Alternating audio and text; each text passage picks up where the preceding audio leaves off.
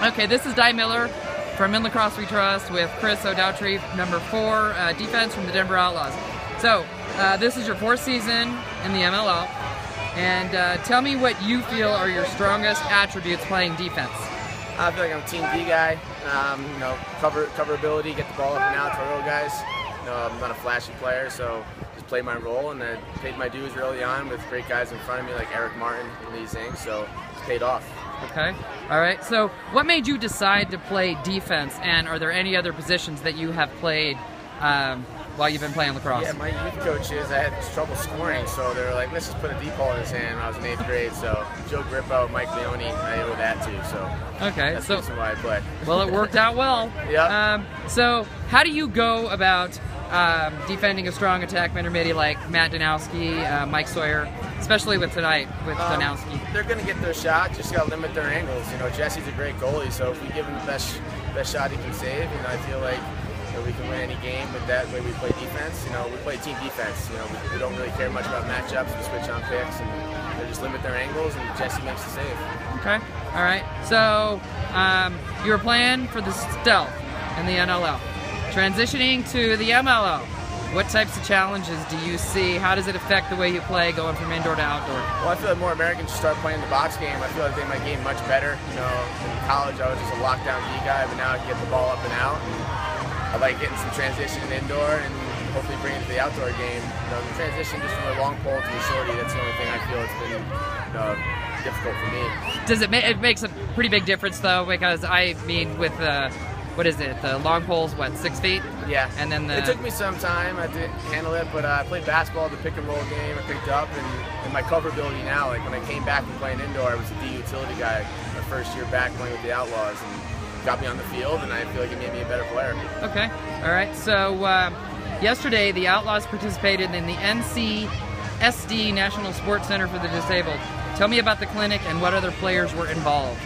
The clinic was great. I think it was one of the best coaching experience I've ever had. You know, plucked on the heartstrings a little bit. So yeah. I think everyone deserves sport, and Anthony Kelly was there, Jeremy Seaverts, Charlie Cipriano, and Dom Sebastiani. Call him D-Bass. So one of the great experiences I've ever had. And hopefully it brings a smile to their faces. It's definitely brought one to mine, and will last one for a lifetime. Okay. All right. So now you were selected by the Stealth in 2009 in the NLL entry draft, and then selected by the Outlaws 31st overall in the 2009 MLL collegiate draft. You were a 3-time All-ECAC selection team MVP in 2008 for Rutgers. So obviously you love lacrosse. Why is it you love it so much?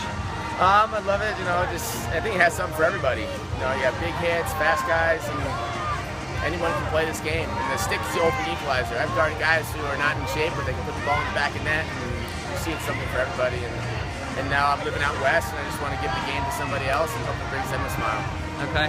All right, so my last question, because I know you want to get into the locker room and get cleaned up. So this is the Outlaws' 25th regular consecutive season game, or season win. So what do you see for the team so far? I mean, you guys just seem to, it seems like the other teams, the opponents are catching up, and then you guys are finding ways to come back and score. What do you think is the key? What are you guys doing to make that happen? I think we're battle tested. You know, hopefully it carries on. You know, we had an OT win in Boston. We had a comeback from behind against Ohio earlier in the year, and those games build on for the end of the season. So I think we're battle tested, and I think we struggle off the runs, and then we just know that we're capable of coming back and winning, because I think it's the best team in the league, and I think it's going to show this year when we host that cup at the end of the year.